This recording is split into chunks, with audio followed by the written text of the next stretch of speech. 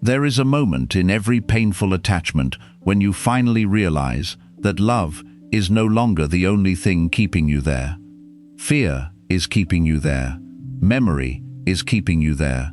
Hope is keeping you there. The version of the future you imagined is keeping you there.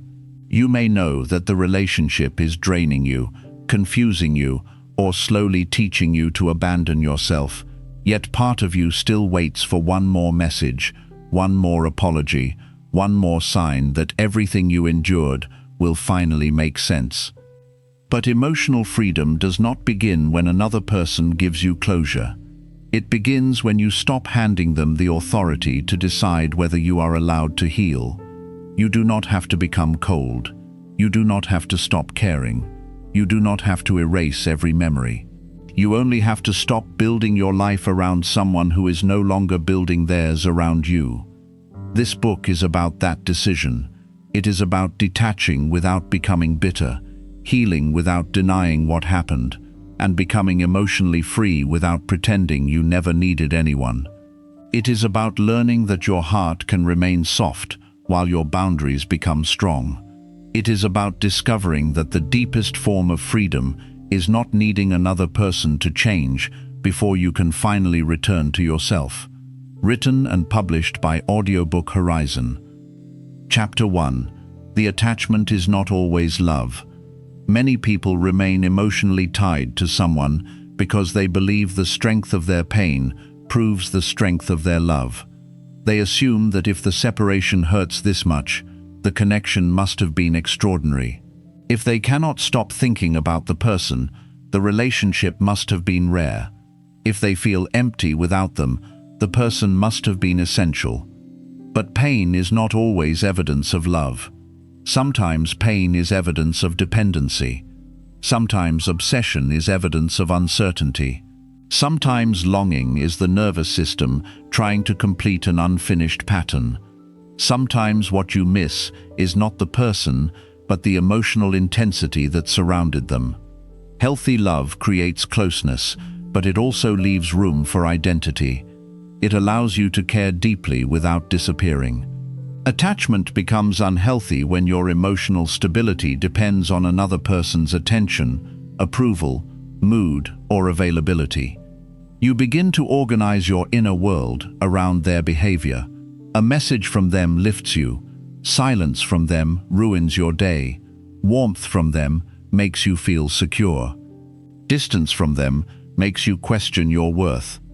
At that point, you are not simply relating to a person, you are using the relationship to regulate your sense of self. You may call it devotion, but devotion does not require self-erasure. You may call it loyalty, but loyalty does not require accepting repeated disrespect. You may call it patience, but patience is not the same as remaining available for emotional neglect. Words can make unhealthy attachment sound noble. The body, however, usually tells the truth. Your body feels the waiting. It feels the confusion. It feels the constant anticipation of contact. It feels the panic when the person withdraws. One of the clearest signs that attachment has replaced love is that you are more focused on being chosen than on whether the relationship is actually good for you. You are not asking, does this connection bring honesty, respect, consistency, and peace? You are asking, how can I make them stay? You are not evaluating the relationship, you are auditioning for it. This is where detachment begins, not with forcing yourself to stop caring, but with becoming honest about what you are calling love. Ask yourself what the connection gives you and what it costs you. Do you feel more like yourself in this relationship, or less? Can you speak honestly, or do you constantly manage your words to avoid pushing the person away? Are you loved consistently, or only strongly enough to keep you hoping? Is your heart peaceful, or is it surviving on brief moments of relief between long periods of uncertainty? Sometimes you are attached to potential. You are not holding on to who the person repeatedly shows themselves to be. You are holding on to who they could become if they healed, matured, committed, communicated, or finally understood your value. Potential is powerful because it keeps the future open. It allows the mind to say, maybe not today, but eventually. Yet potential is not a relationship, it is a possibility. And when your peace depends on a possibility, you may spend years emotionally loyal to a future that never arrives. Sometimes you are attached to history. You have invested time, emotion, sacrifice, forgiveness, and hope. Walking away feels like admitting that all of it was wasted. So you continue, not because the present is healthy, but because the past was expensive. This is emotional sunk cost. You keep paying because you have already paid so much. But staying longer does not recover what you lost. It only increases the cost. The first chapter of emotional freedom is learning to separate the person from the need they were meeting. Perhaps you do not only miss them, perhaps you miss feeling wanted, perhaps you miss certainty, perhaps you miss companionship, perhaps you miss the relief of not being alone with your thoughts. Perhaps you miss the identity of being someone's partner, priority, or safe place. Detachment is not pretending the bond meant nothing. It is seeing the bond clearly enough that you no longer confuse intensity with health, longing with compatibility, or pain with destiny. You can love someone and still recognize that your attachment to them has become a prison. You can remember what was beautiful without returning to what repeatedly broke you. You can admit that part of you still wants them, while another, wiser part of you chooses peace. That wiser part may be quiet at first. It may not feel as emotionally powerful as longing, but it is the beginning of your return. Listen to it. Chapter 2: Why Your Mind Keeps Returning. After a relationship changes or ends, many people become frustrated with themselves. They understand the facts. They know the person was inconsistent, unavailable, dishonest, incompatible, or unwilling to change. They can explain every reason the relationship should be over, yet their mind keeps returning. This does not mean you are weak. It means your brain learned a pattern. Repetition creates familiarity, and familiarity feels significant. When someone becomes part of your daily emotional routine, the brain builds expectations around their presence. You expect their message, their voice, their reaction, their comfort, or even their conflict. When that pattern disappears, the mind experiences a gap. It notices the missing stimulus and keeps reaching for what used to be there. This is one reason sudden distance can feel physically painful. Your emotional system was trained to anticipate a person. Their absence is not only a thought, it is a broken rhythm. The mind also hates unfinished stories. When a relationship ends without a clear explanation, a sincere apology, or a satisfying conclusion, your brain may keep reviewing the past, as if enough analysis will eventually produce peace. You think about what you should have said. You imagine the conversation that would finally make the person understand. You search for the exact moment everything changed. But analysis is useful only until it gives you understanding. After that, it becomes repetition disguised as problem solving. In inconsistent relationships, the mind can become especially fixated. When affection is unpredictable, attention becomes more powerful. A person who is always kind may feel safe. A person who alternates between closeness and distance can feel addictive. The nervous system begins waiting for the next return of warmth. Each affectionate moment brings relief after anxiety, and relief can be mistaken for love. This pattern is called intermittent reinforcement. It is the same reason uncertain rewards are often harder to stop chasing than predictable ones.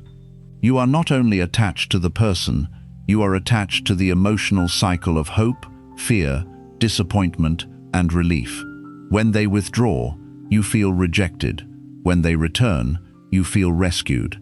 The same person creates the wound and temporarily soothes it. That makes the bond feel unusually powerful. To detach, you must stop interpreting this intensity as proof that the connection is meant to be. The intensity may be proof that your nervous system has been trained by inconsistency. Your mind also returns because memory is selective. During loneliness, it often highlights the most comforting moments and minimizes the painful ones. You remember the laughter, the late-night conversations, the promises, the way they looked at you, and the rare moments when you felt completely understood. You may forget how often you felt anxious, invisible, confused, or small. The mind edits the relationship into a highlight reel, then compares that idealized version with the emptiness of the present. Of course, the past wins. It has been filtered. A balanced memory protects you from romanticizing your own suffering. There is another reason the mind returns: identity. You may have built routines, dreams, and future plans around the relationship. You imagined holidays, homes, conversations, achievements, or growing old together. When the bond ends, you do not only lose the person, you lose a future your mind had already emotionally inhabited. But an imagined future is not a stolen certainty. It was one possible path. Your mind may treat it as the only meaningful life you could have had, but that is not truth. It is grief, speaking in absolutes. There are other paths you cannot yet see because you are still facing the closed door. The way out is not to command yourself never to think about them. That usually makes the thoughts more persistent. Instead, learn to observe the thought without turning it into a journey. You can notice, "I am remembering them," without opening old messages. You can feel longing without contacting them. You can acknowledge an imagined conversation without rehearsing it for 20 minutes. A thought is an event in the mind. It is not an instruction. Each time you allow a thought to pass without acting on it, you weaken the old pattern. Each time you resist checking, chasing, explaining, or reopening contact, you teach your nervous system that discomfort can rise and fall without rescue from the person. At first, this may feel empty. The old cycle gave you something to anticipate. Detachment removes the drama before it creates peace. There may be a period when life feels unusually quiet, and you mistake that quiet for meaninglessness. Do not rush to fill it with the person again. Your mind will return less when your life gives it new places to go. Build routines that do not contain the person. Move your body. Change the environment where you used to wait for them. Speak to people who make you feel grounded rather than activated. Create goals that produce progress you can measure. Let your days become full of experiences that are not connected to the old story. You are not trying to erase memory. You are teaching memory that it is no longer the center of your life. The mind returns to what it has practiced. Healing is the practice of returning somewhere else. Chapter 3. Stop negotiating with reality. Emotional suffering becomes heavier when reality and desire are in constant conflict. Reality says the person is inconsistent. Desire says they may become dependable. Reality says they have chosen distance. Desire says they are probably afraid. Reality says they did not protect the relationship. Desire says they will understand once they feel your absence. This is not foolishness. It is the mind protecting itself from loss. Hope can be a form of emotional anesthesia. As long as the story is not fully over, you do not have to face the grief of ending it. But hope becomes dangerous when it keeps you loyal to a pattern that reality has already made clear. Detachment requires radical acceptance. Radical acceptance does not mean approving of what happened. It does not mean agreeing that you deserved it. It means ending the argument with what is already true. The person may not become who you needed them to be. They may never explain themselves honestly. They may never apologize in a way that repairs the harm. They may move on without showing the depth of regret you believe they should feel. They may misunderstand you forever. These possibilities are painful, yet your refusal to accept them does not prevent them. It only keeps your life waiting. Their refusal to admit the truth does not erase the truth. You do not need a courtroom inside your mind every day. You do not need to prosecute the same case each morning and imagine the same verdict each night. You know what happened. You know how it affected you. You know what you can no longer accept. That knowledge can become a boundary instead of a lifelong trial. Reality is shown most clearly through patterns, not promises. Anyone can speak sincerely in a single emotional moment. Anyone can apologize when they fear losing access to you. Anyone can describe the person they intend to become. Patterns reveal whether intention has become character. If someone repeatedly disappears, avoids responsibility, breaks agreements, minimizes your feelings, or returns only when they need comfort, believe the pattern. Do not build your future on the rare exception. When you keep negotiating with reality, you often lower your standards one compromise at a time. At first, you want honesty. Then you accept partial truth. You want consistency. Then you accept occasional effort. You want respect.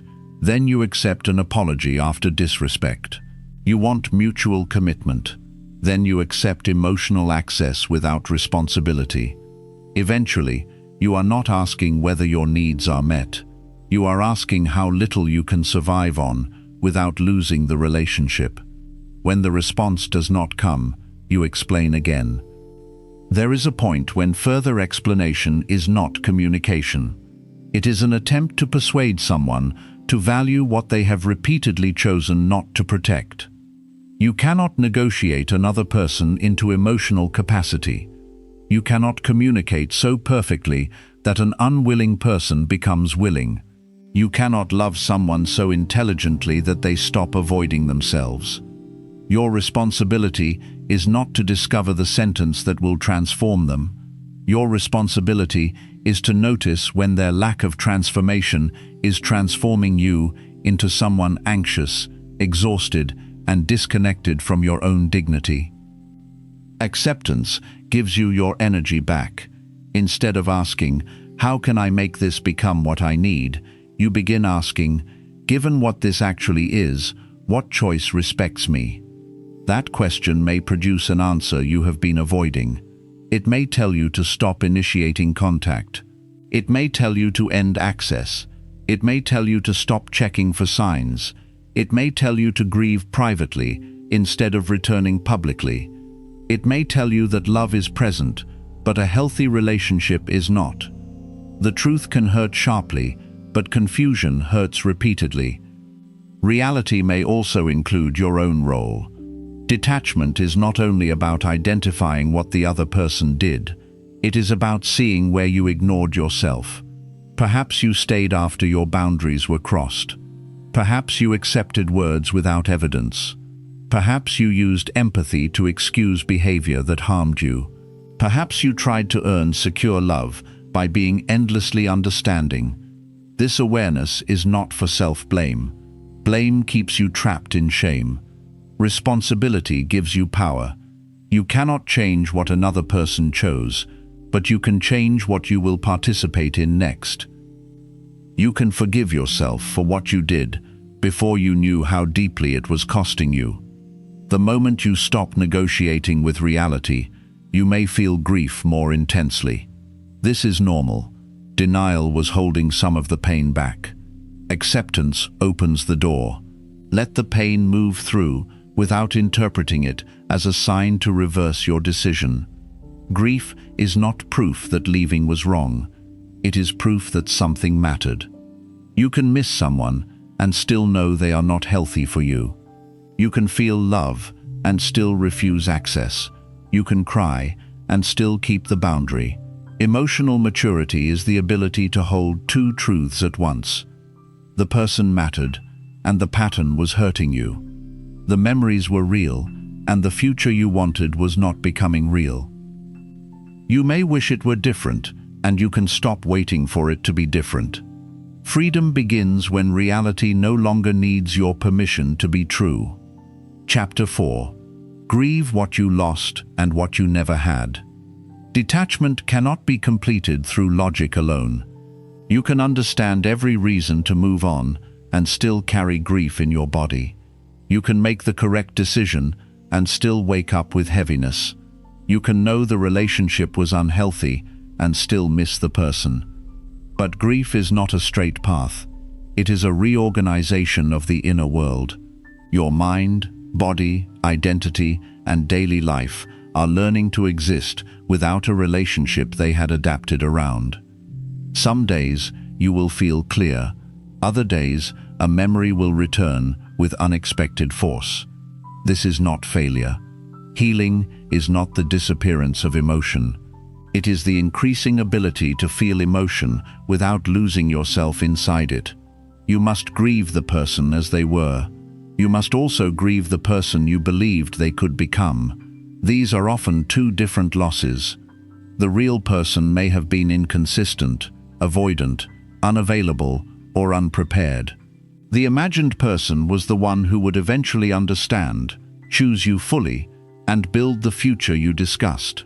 The imagined person may have felt more emotionally real because hope gave them years of attention. When the relationship ends, both figures disappear. One existed in your life. The other existed in your expectation. This is why some losses feel larger than the actual relationship. You are not only releasing what happened, you are releasing what was supposed to happen. Give that grief language. Say, I am grieving the future I pictured. Say, I am grieving the apology I may never receive. Say, I am grieving the version of myself who believed this would become safe. Naming the loss prevents it from becoming a vague emptiness that follows you everywhere. You may also need to grieve what you never had inside the relationship. Perhaps you never felt fully secure. Perhaps you never received consistent affection. Perhaps you never felt free to speak. Perhaps you were always trying to reach the next stage where love would finally become peaceful.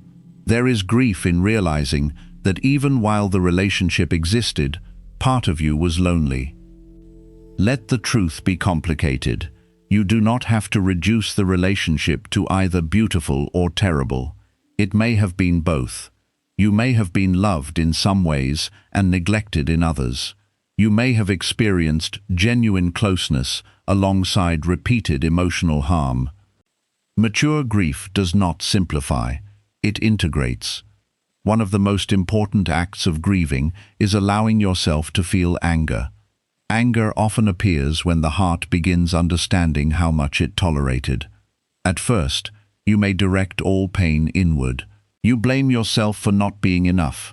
Later, anger rises and says, I should not have been treated that way. This anger can be protective. It can help rebuild boundaries. But anger must be used as information, not made into a permanent home. This is not freedom. It is a different form of waiting. Let anger teach you what must change. Let it reveal your limits. Let it show you where you betrayed your own needs.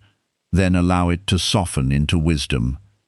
Grief also asks you to release the fantasy of a perfect final conversation. Many people believe they cannot move on because they never got closure. What they often mean is that they did not receive the response they wanted. The conversation happened, but the person denied, minimized, avoided, or remained emotionally unavailable. Closure is not always a mutual event. Sometimes it is a private conclusion based on repeated evidence. You can decide, this relationship cannot give me what I need. You can decide, their silence is an answer. You can decide, I will no longer wait for emotional maturity from someone who has repeatedly chosen avoidance. That decision is closure. Your body needs repeated experiences of safety. It needs to learn that the bond is over and you are still here. Be careful with emotional rituals that secretly maintain attachment. Rereading old conversations may feel like grieving, but often it is reactivation. Watching their social media may feel like seeking understanding, but often it is self-injury through information. Asking mutual friends about them may feel harmless, but it can keep your nervous system waiting for updates. Grief needs space, but attachment seeks contact. Learn the difference. You are allowed to stop carrying a relationship that both people were responsible for maintaining. You are allowed to choose peace, even when someone else prefers your availability. You are allowed to become unavailable for roles that destroy you. There may be moments when the person returns during your grief.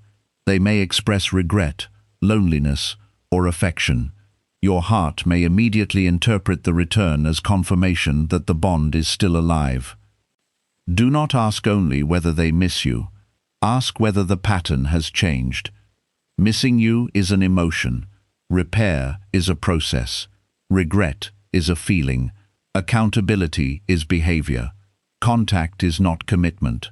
A return is not a transformation. Protect your grief from interruptions that reset it. You are not cruel for needing distance. You are creating the conditions in which your nervous system can stop expecting the next wound. Eventually, grief changes shape. The memories remain, but they lose their command. You can remember without reaching. You can feel sadness without collapsing. You can acknowledge the love without needing the relationship back. The loss becomes part of your history, not the ruler of your present. That is not forgetting, that is healing. Chapter 5. Reclaim the self you abandoned. Unhealthy attachment often requires a hidden trade. You receive moments of closeness, but you slowly give away pieces of yourself. You become quieter, more flexible, more forgiving, more available, and less honest about what you need. You may not notice the loss of self because it happens gradually. You stop doing activities the person does not appreciate. You speak less about topics they find inconvenient. You delay your goals to remain available. You become hyper-aware of their mood and increasingly unaware of your own. Your life starts orbiting the relationship. When the relationship ends, the emptiness may feel enormous because you are not only missing them, you are missing yourself. This is why detachment must include reclamation. It is not enough to remove the person. You must return to the parts of your identity that were neglected, silenced, or postponed. Begin with your attention. Attention is one of your most valuable emotional resources. For months or years, much of it may have been directed toward analyzing the person. What do they feel? Why are they distant? Will they return? What did they mean? Are they with someone else? Do they regret what happened? Every question keeps your attention pointed outward. Reclaiming yourself means asking different questions. What am I feeling? What have I been avoiding? What do I want my days to contain? What kind of relationships make me more honest, calm, and alive? What goals did I postpone? What standards did I lower? The shift from monitoring them to knowing yourself is one of the deepest forms of detachment. Start small. Choose music without imagining their reaction. Arrange your space for your comfort. Spend time with people you neglected. Return to a hobby that existed before the relationship. Try something that has no connection to the old story. These acts may seem ordinary, but they rebuild self-trust. Each choice says, "My life can be organized around my own values again." Reclaim your voice. In unhealthy attachment, many people learn to communicate strategically rather than honestly. They calculate the perfect time, tone, and wording. They soften their needs to avoid rejection. They hide disappointment to appear easy to love. Eventually, they become experts at expressing themselves in ways that produce the least resistance, not the most truth. Your voice returns when you allow yourself to name what you want without apology. It returns when you say no before resentment builds. It returns when you stop explaining a boundary to someone committed to misunderstanding it. It returns when you no longer confuse being agreeable with being good. Reclaim your body. Attachment is often lived physically. You may carry tension in your chest, stomach, shoulders, or jaw. You may have spent months in a state of anticipation.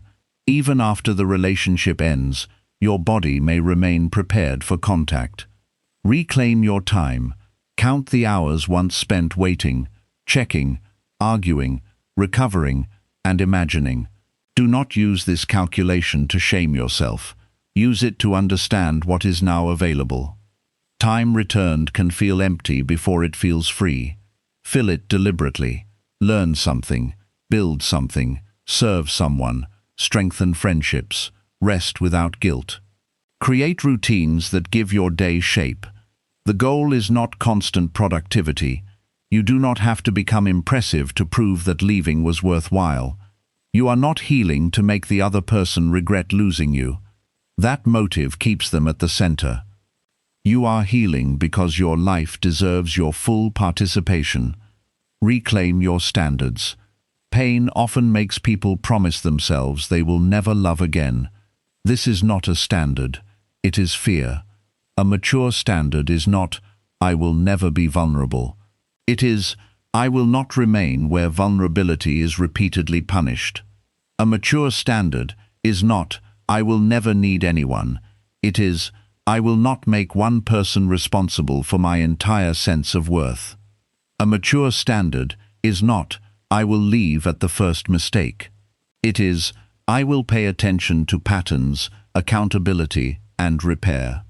Standards should protect love, not prevent it. Reclaim your capacity to be alone. Solitude may initially feel like rejection because it was not chosen. You were left, excluded, or forced to separate. But chosen solitude has a different meaning. It is not evidence that no one wants you. It is the space where you learn that your own presence is not a punishment. Solitude reveals the relationship you have with yourself. If that relationship is harsh, impatient, or empty, do not panic. Relationships can be rebuilt. Speak to yourself with the honesty you once reserved for the person. Keep promises to yourself. If you decide to stop checking their profile, honor that decision. If you decide to sleep earlier, follow through. If you decide to call a friend, make the call. Self-trust is built through evidence.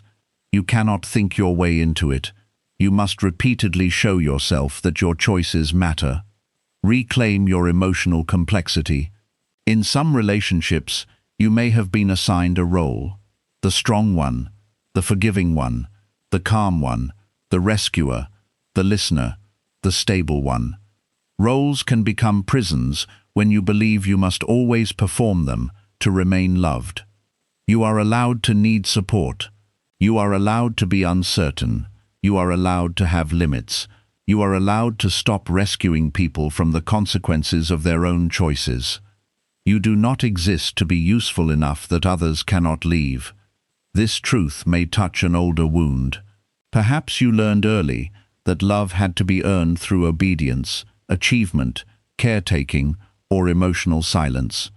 The relationship did not create that pattern, it activated it. Now you have an opportunity to interrupt it. You can become someone who gives from choice rather than fear. Someone who loves without auditioning. Someone who helps without disappearing. Someone who values connection but does not trade dignity for access. The self you are reclaiming is not exactly the person you were before. You have learned too much. You have been changed by loss, insight, and survival. You are not going backward.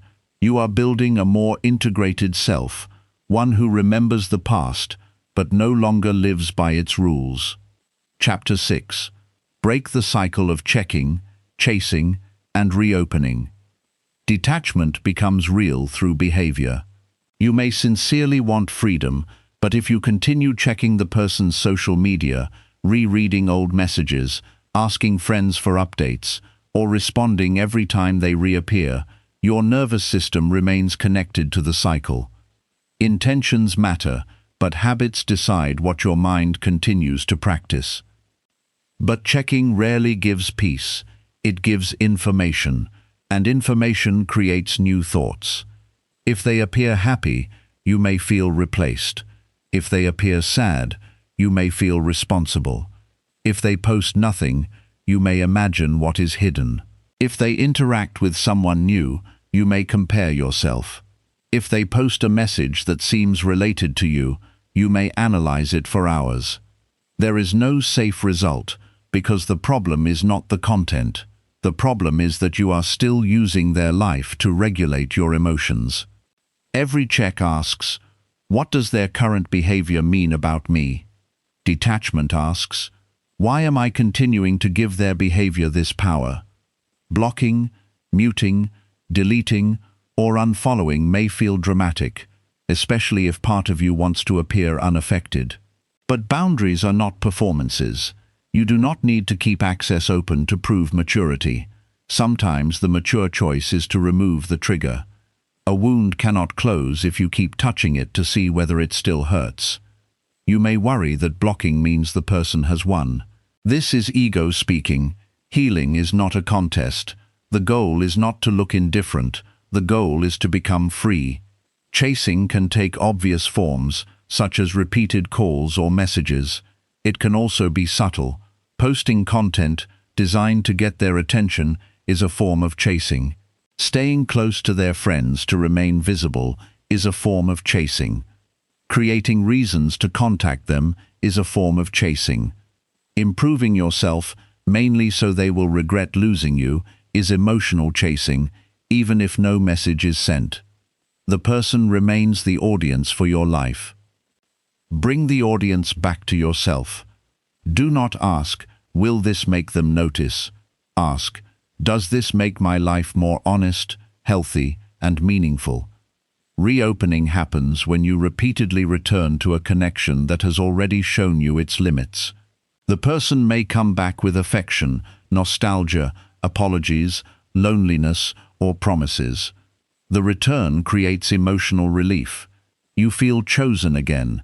The pain temporarily becomes meaningful because it seems to have led to reunion. Then the old pattern returns. Why do people reopen? Because memory of pain fades faster than desire for relief. During distance, you remember how much you miss them. During reunion, you forget how much you lost yourself. This is why you need written clarity. Record the full pattern when your mind is calm.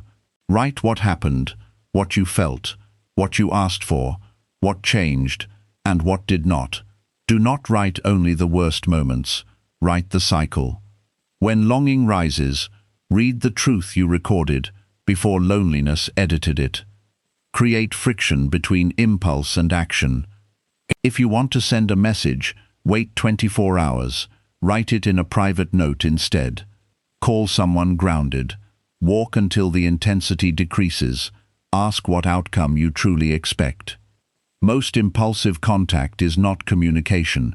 It is an attempt to stop discomfort. The message says, I miss you, but underneath it may mean, please remove this feeling from me. Emotional freedom grows when you learn that feelings can be survived without being immediately solved. Longing rises like a wave. If you do not act at the peak, it eventually falls. Each time you survive the wave without contact, you teach your body that the person is not required for relief. This process may feel slow because you are building a new association. The old association said, pain means reach for them. The new association says, pain means care for myself. Repetition makes the new pathway stronger. You also need to identify your vulnerable times. Perhaps you check at night, after conflict with someone else, when you feel lonely, when you drink, when you are tired, or when life becomes uncertain. The urge is often connected to a state, not only the person. Prepare for those states. Do not wait until you are overwhelmed. Keep your phone outside the bedroom. Remove saved passwords. Tell a trusted friend what you are trying to stop. Plan evenings that are not built around emptiness. Reduce substances that lower your judgment. Structure is not weakness, it is support. Sometimes attachment survives because it serves a hidden function. An unavailable person can become a perfect object of longing. You can imagine intimacy without facing the ordinary vulnerability of a stable relationship. You can remain devoted to a fantasy and avoid asking whether you are ready for mutual love. This is not conscious manipulation. It is a protective strategy. But once you see it, you can choose differently. Stopping the cycle may create withdrawal. You may feel restless, empty, irritable, or tempted to create a reason for contact. Do not romanticize this discomfort. It is the nervous system adjusting to the absence of a familiar reward. Treat the process seriously. Sleep, hydration, movement, routine, and social contact matter. Emotional pain becomes louder when the body is depleted. There may be setbacks. You may check once. You may respond. You may reopen a conversation and regret it. Do not turn one lapse into a full return. Shame says, I failed, so nothing has changed. Responsibility says, I see what happened, and I will interrupt it earlier next time.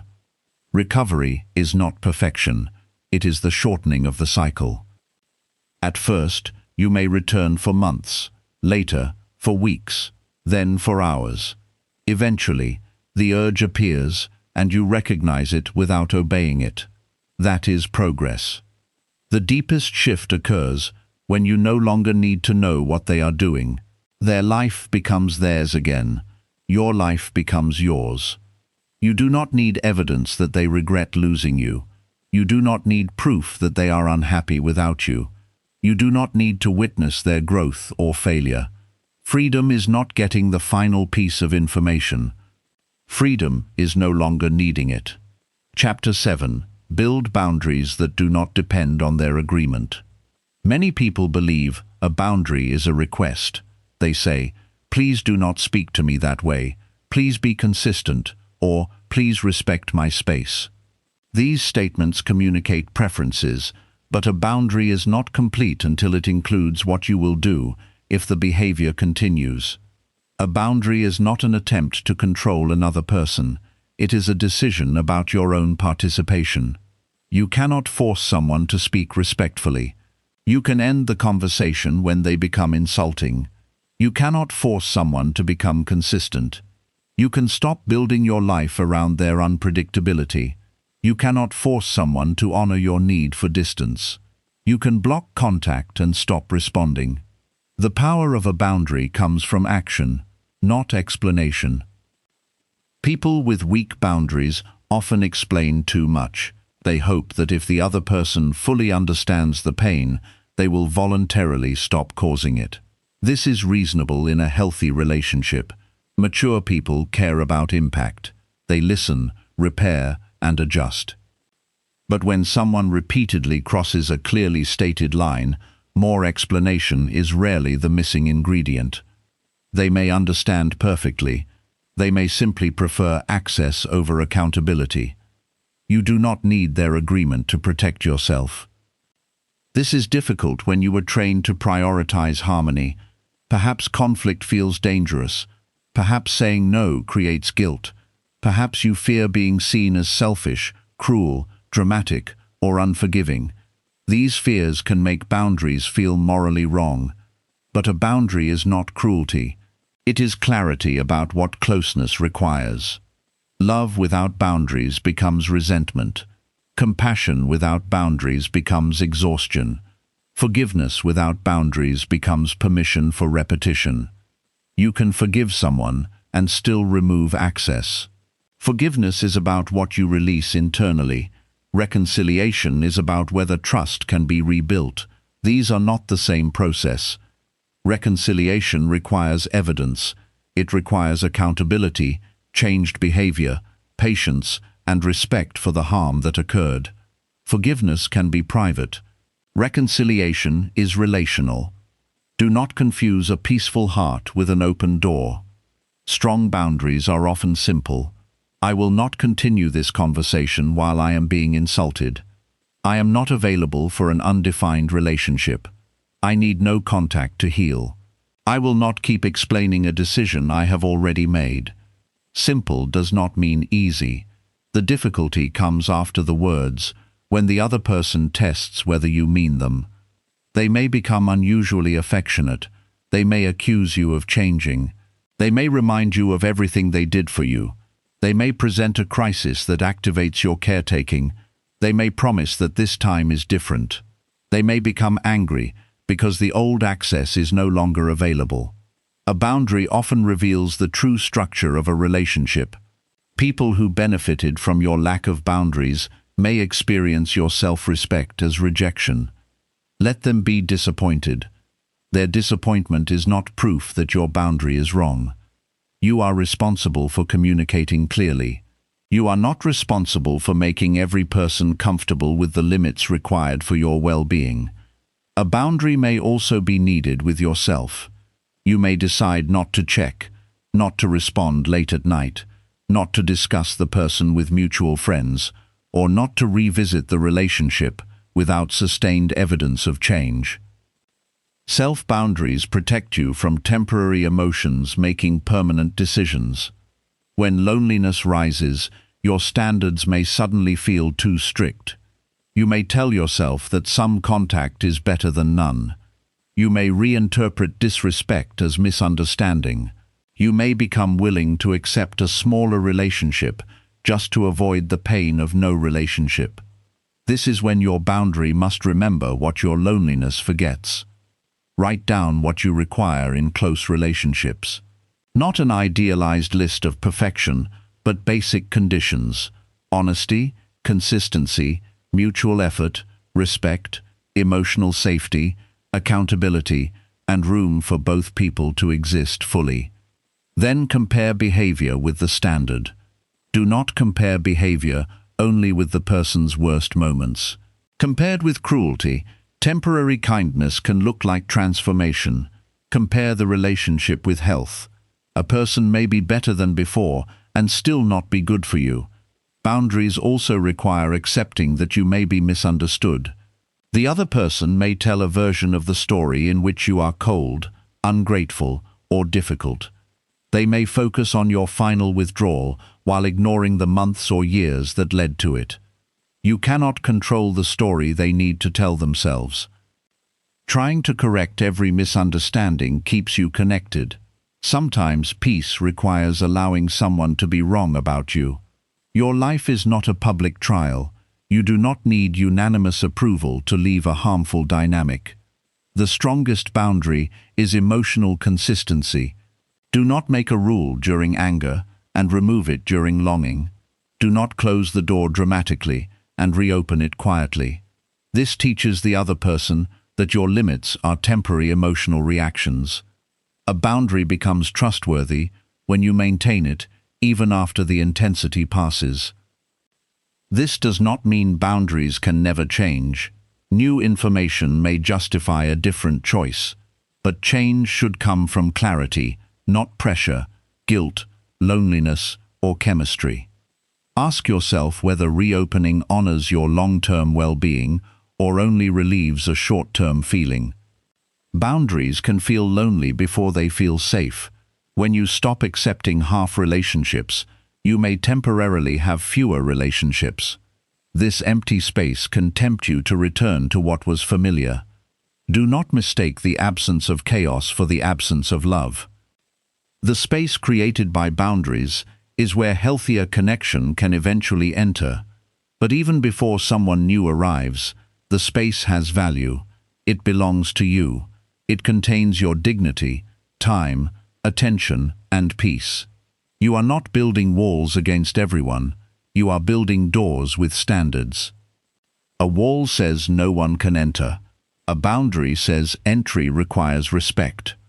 The goal of detachment is not permanent isolation. It is becoming selective about what you call closeness. When you know that you can leave what harms you, love becomes less frightening. You no longer need certainty that a relationship will last forever.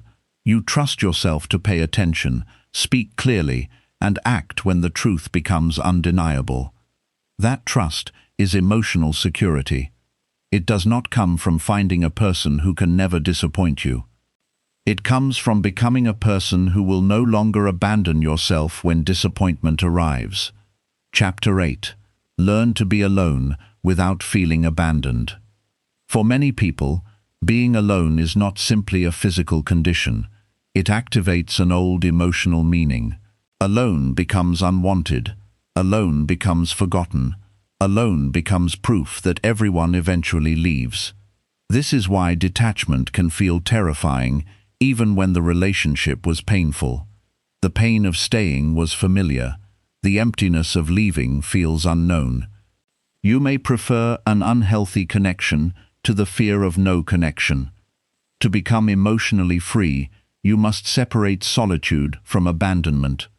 Abandonment is an experience of being left without the care, protection, or connection you needed. Solitude is the experience of being with yourself. One is a wound, the other can become a capacity. But solitude does not automatically feel peaceful. At first, it may expose everything the relationship helped you avoid. When the messages stop and the drama quiets, you may hear your own loneliness more clearly. You may notice dissatisfaction in work, friendship, purpose, or self-worth. Do not interpret this exposure as proof that you need the person back. The relationship may have been functioning as a distraction. The emptiness is not created entirely by their absence. Some of it was already there. Now you can finally meet it. Begin by changing the language you use. Instead of saying, "No one is here," say, "I am here." This is not a motivational trick. It is a reorientation. You are learning to experience your own presence as real support. Ask what abandonment from yourself looks like. Perhaps you ignore your exhaustion. Perhaps you speak to yourself with contempt. Perhaps you break your own promises. Perhaps you remain in situations that violate your values. Perhaps you constantly seek someone else to confirm what you already know. Loneliness becomes more painful when you cannot rely on yourself. Self-companionship is built through attention. Cook a meal as if your body matters. Clean your space as if your peace matters. Rest before collapse. Take yourself outside. Notice beauty without needing to send it to the person who left. Let experiences be complete, even when no one else witnesses them. Modern life often teaches people that an experience gains value when it is shared, posted, approved, or remembered by another person. But your life is happening before it is observed. A quiet morning can matter. A private achievement can matter. A walk no one knows about can matter. A thought that changes you can matter even if you never explain it. You are not invisible simply because one person is not watching. At the same time, emotional freedom does not mean cutting yourself off from healthy dependence. Human beings need connection. The goal is not to become invulnerable or proud of needing no one. The title of this book points to freedom from desperate dependence, not the denial of human need. You can need people without making one person your entire emotional foundation. Build a wider life. Strengthen friendships that are reciprocal. Speak with family members who are safe. Join communities based on interests, values, service, or learning. Let support come from several directions. A diversified emotional life is more resilient. If one relationship changes, your entire identity does not collapse. Learn to receive. People who become overly attached are sometimes comfortable giving, but uncomfortable receiving. They know how to listen, rescue, encourage, and adapt. Receiving care makes them feel exposed, so they choose relationships where they must earn affection through effort. Healthy connection may initially feel unfamiliar because it does not require constant performance. Practice allowing reliable people to show up. Tell the truth when you are struggling. Accept help without immediately repaying it. Let someone remember your needs. Notice whether calm care feels boring compared with inconsistent passion. Boredom may be your nervous system's name for safety it has not yet learned to value. Solitude also gives you the opportunity to develop purpose. Attachment becomes overwhelming when one relationship carries all meaning. Without the person, life feels directionless. Purpose distributes meaning across time. It connects you to work, contribution, growth, creativity, faith, service, or responsibility. It gives you reasons to wake up that are not dependent on being desired. Purpose does not need to be grand. It can begin with caring for your body, supporting a child, learning a skill, improving your work, creating art, serving your community, or becoming emotionally healthier than the environment that shaped you. Meaning grows through participation. Do not wait to feel inspired. Build a life before it feels natural. Repetition creates belonging.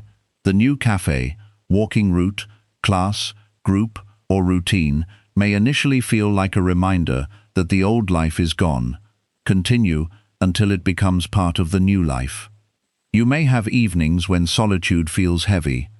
On those nights, do not make permanent conclusions about your future. Loneliness speaks in absolutes.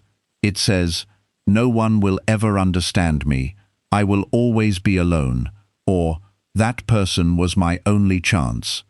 These are feelings presenting themselves as predictions. Do not believe every thought that arrives after midnight. Create a plan for difficult hours. Keep a list of people you can contact, places you can go, activities that regulate you, and reminders of why you chose distance. Make healthy action easier than impulsive contact. There is dignity in preparing for your own vulnerability. As you become more comfortable alone, you may notice a new fear. The fear that independence will make you too guarded. You may worry that if you stop needing people, you will stop loving deeply. Real independence does not reduce love. It removes desperation from love. When you are not terrified of being alone, you can choose people based on compatibility rather than fear. You can walk away from disrespect sooner. You can allow relationships to develop without forcing certainty. You can love another person as a companion, not as a rescue. You stop asking, "Will you save me from myself?" You begin asking, "Can we meet each other honestly, without either of us disappearing?" This is the freedom of needing no one to complete you, while still being open to people who enrich your life. Solitude teaches you that your life remains whole, even when it is temporarily quiet. Chapter 9. Forgive yourself for staying too long. After detachment, anger often turns inward. You replay the warning signs and ask why you ignored them. You remember the first broken promise, the first moment of disrespect, the first time your body felt unsafe. You wonder how much time you could have saved if you had left earlier. Self-judgment can become another attachment to the past. You may no longer be waiting for the person to change, but you are still arguing with the version of yourself who stayed. Forgiveness begins with understanding why you stayed. You may have loved the person. You may have believed their promises. You may have been afraid of loneliness. You may have learned that loyalty means enduring. You may have had financial, family, cultural, or practical reasons that made leaving difficult. You may also have been attached to hope, because hope helped you survive the uncertainty. None of these reasons require you to deny responsibility, but responsibility without compassion becomes punishment, and punishment does not create wisdom. The past version of you did not have the full understanding you have now. They were inside the relationship, affected by chemistry, fear, memory, and intermittent hope. You are judging them from the outside, with evidence gathered after the pattern became clear. Hindsight makes the exit look obvious. Living through it was different. Forgive yourself for believing words before you learned to measure patterns. Forgive yourself for explaining your needs repeatedly. Forgive yourself for confusing empathy with obligation. Forgive yourself for thinking your love could heal someone who was not committed to healing. Forgiveness is not saying those choices had no consequences. It is deciding that shame will not be one more consequence. Shame tells you that the relationship proves something defective about you. It says you were foolish, weak, needy, or impossible to love. This interpretation keeps the wound personal. A healthier interpretation is more specific. You had an attachment pattern. You ignored information. You accepted less than you needed. You can study those choices and change them. Specific responsibility creates action. Global shame creates paralysis. Ask what the relationship taught you about your vulnerabilities. Do you become overly invested when someone is emotionally unavailable? Do you confuse being needed with being loved? Do you ignore inconsistency when chemistry is strong? Do you fear asking direct questions because the answer may disappoint you?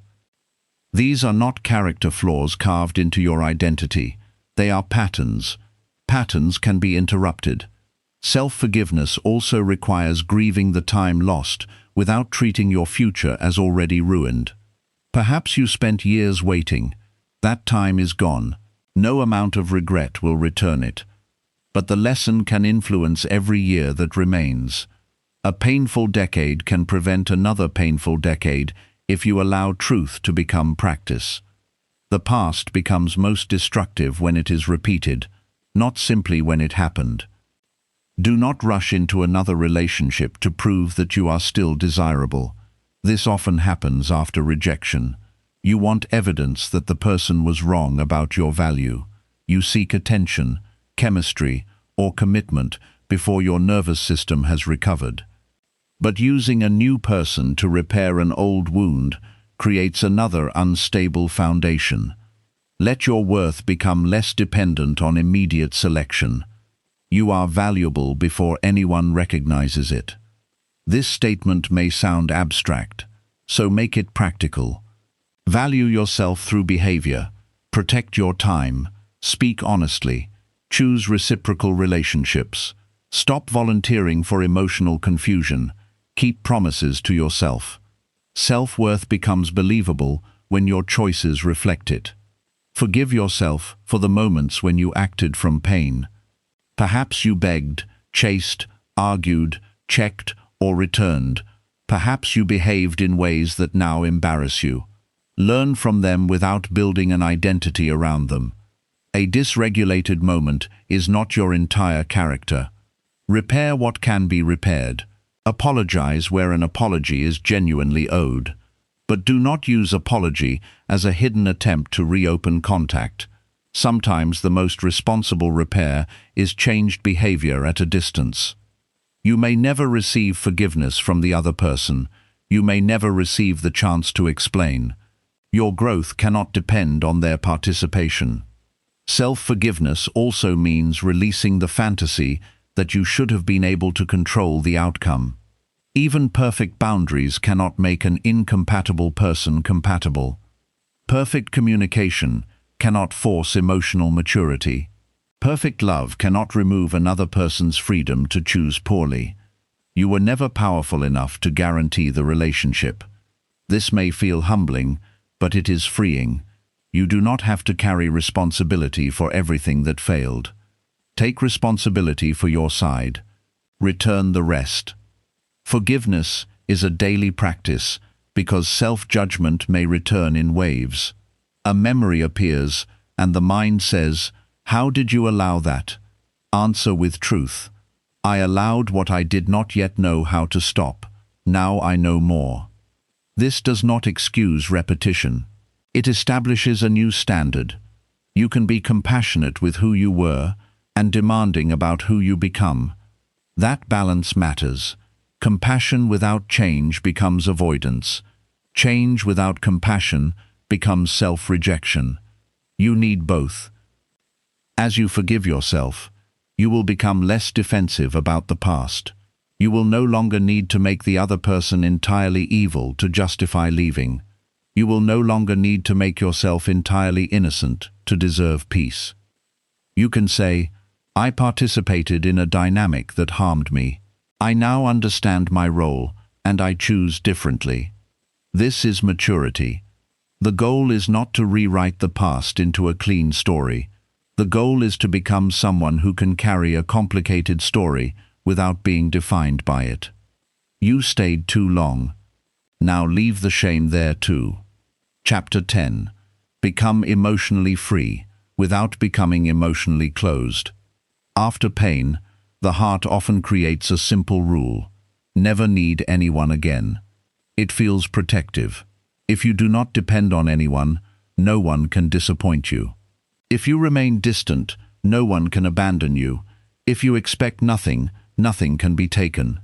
But emotional numbness is not freedom, it is fear with better posture. The goal of detachment is not to become unreachable, it is to become grounded enough that love does not require self-loss.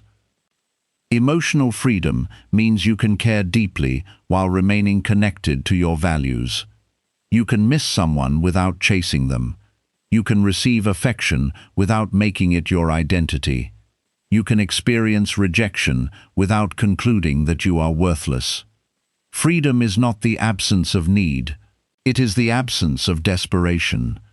You will still need connection, understanding, companionship, and care.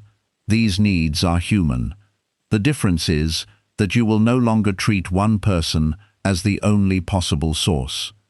You will no longer make temporary loneliness a reason to accept permanent disrespect. Healthy love feels different from anxious attachment. It may be quieter. It does not constantly force you to interpret. You do not need to decode every message, measure every pause, or wonder whether affection will disappear without warning. This calm can feel unfamiliar. Part of you may search for intensity, because intensity once meant significance. You may mistake stability for lack of passion. Give healthy connection time to become emotionally familiar. Look for consistency more than charisma. Look for accountability more than apology. Look for emotional availability more than dramatic declarations. Look for the ability to repair conflict without punishment, disappearance, or manipulation. Pay attention to how your body feels around someone. Are you able to breathe? Can you be imperfect? Can you disagree without fearing abandonment? Can you ask direct questions? Can you maintain your friendships, goals, and routines? A healthy relationship expands your life. It does not require your life to shrink around it. Emotional freedom also changes how you respond to uncertainty. You stop forcing premature closeness. You allow people to reveal themselves over time. You do not fill in missing information with fantasy. You let actions answer questions. This patience protects you from attaching to potential before reality has earned trust. Trust should grow at the speed of evidence. Chemistry can be immediate, trust cannot. You may still feel old triggers. A delayed message may awaken anxiety. A disagreement may make you fear the relationship is ending. Someone's need for space may remind you of past withdrawal. Healing does not mean triggers disappear forever. It means you respond to them with awareness instead of automatic behavior. Pause. Ask whether the current person is repeating the past or whether the past is shaping your interpretation of the present. Communicate clearly. Observe the response. A safe person does not have to be perfect. They need to be willing to understand, repair, and grow. You also need to become a safe person for others. Emotional freedom is not only about demanding consistency, it is about offering it. Keep your word. Communicate rather than disappear. Take responsibility for impact. Do not punish people for wounds they did not create. Your healing should make you more honest, not more entitled. There is a temptation to use boundaries as weapons after being hurt. You may become quick to cut people off, proud of not caring, or unwilling to tolerate ordinary mistakes. This is not strength, it is overcorrection. A boundary protects your dignity, a wall protects your fear. Learn the difference by asking whether your response matches the pattern. One mistake with accountability is not the same as repeated harm without change. A difficult conversation is not necessarily disrespect. A person having limits is not abandonment. Freedom includes discernment. You are allowed to stay open and cautious at the same time. Openness says, I am willing to know you. Caution says, I will let time show me who you are. Neither requires cynicism. The relationship with yourself remains the foundation. Continue building a life that does not disappear when love arrives. Keep your routines, friendships, interests, and purpose. Do not abandon solitude simply because companionship becomes available. A full life protects love from carrying impossible weight. When a partner becomes your only source of joy, support, identity, and meaning, the relationship becomes fragile. Every conflict feels existential. Every distance feels like collapse. Bring a whole life into love. This does not mean you must be perfectly healed before connecting. No one is perfectly healed. It means you are responsible for your wounds. You can share them without making another person entirely responsible for managing them. Say, this situation activates fear in me, rather than, you must behave exactly as I demand, so I never feel afraid. Communicate needs, but remain capable of self-regulation. Emotional freedom also means accepting that no relationship can offer permanent certainty. People change, life changes, loss remains possible. Love does not come with a guarantee against grief. If you require certainty before opening your heart, you will remain closed forever. Security is not certainty about the future. It is trust in your ability to meet the future. You trust that you will speak when something hurts. You trust that you will not ignore patterns. You trust that you can leave if necessary. You trust that loss will hurt, but it will not destroy your entire identity. This self-trust allows love to become a choice instead of a survival strategy. One day, you may think of the person you struggled to release. The memory may still carry tenderness. You may remember what was beautiful without wanting it back. You may finally understand that detachment did not erase the love. It removed the captivity. You stopped needing the past to become different. You stopped waiting for the person to validate your pain. You stopped using their attention as evidence of your worth. You stopped checking whether they had learned the lesson. You returned the responsibility for their life to them, and you took responsibility for yours. That is emotional freedom. It is not loud. It does not need to be announced. It appears in ordinary moments. You hear a song and continue your day. You see their name, and your body remains calm. You meet someone new, and do not compare every detail. You spend an evening alone, and do not feel abandoned. The past becomes a chapter rather than the entire book. You may still carry scars, but scars are not open wounds. They are evidence that the body completed its work. Let your heart complete its work too. Release the belief that closure must be given to you. Release the belief that your value rises and falls with another person's choice. Release the belief that love is proven by how much pain you can tolerate. Love is not a test of endurance. The right connection will still require courage, patience, and work, but it will not require you to disappear. And until that connection arrives, your life is not on hold. You are not waiting to become whole. You are living from wholeness now. Wake up and make the next honest choice. Protect your peace without worshipping comfort. Allow grief when it comes. Accept support. Keep growing. Build a life that feels meaningful from the inside. There will be moments when you feel the old pull. Do not be ashamed. Freedom is not never feeling the pull. Freedom is knowing you do not have to follow it. You can remember and remain.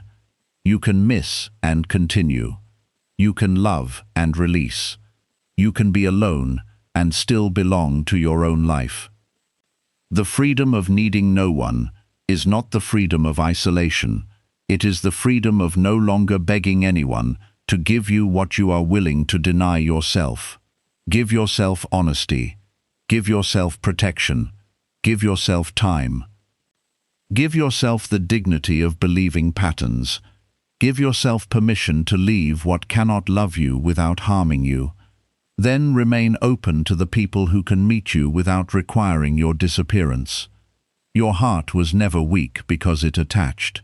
It was trying to find safety. Now you can teach it a new definition of safety. Safety is not someone promising never to leave. Safety is knowing you will not leave yourself again. This is where the book ends, but your practice begins. Emotional freedom will be built through small decisions that no one applauds. The message you do not send, the profile you do not check, the boundary you maintain, the lonely evening you survive without returning to what hurt you, the honest conversation you choose in a future relationship, the moment you notice fear and respond with care rather than panic. These decisions will not always feel powerful. Some will feel empty, some will feel painful, some will feel like loss. But each one is a vote for the person you are becoming. You are becoming someone who can love without begging, give without disappearing, and leave without hatred. You are becoming someone who understands that peace is not found in controlling whether others stay. Peace is found in knowing that whatever they choose, you will remain loyal to your own soul. Detach from what keeps you waiting. Heal what taught you to settle. Become free enough to love again without abandoning yourself. Your life is still yours. Take it back.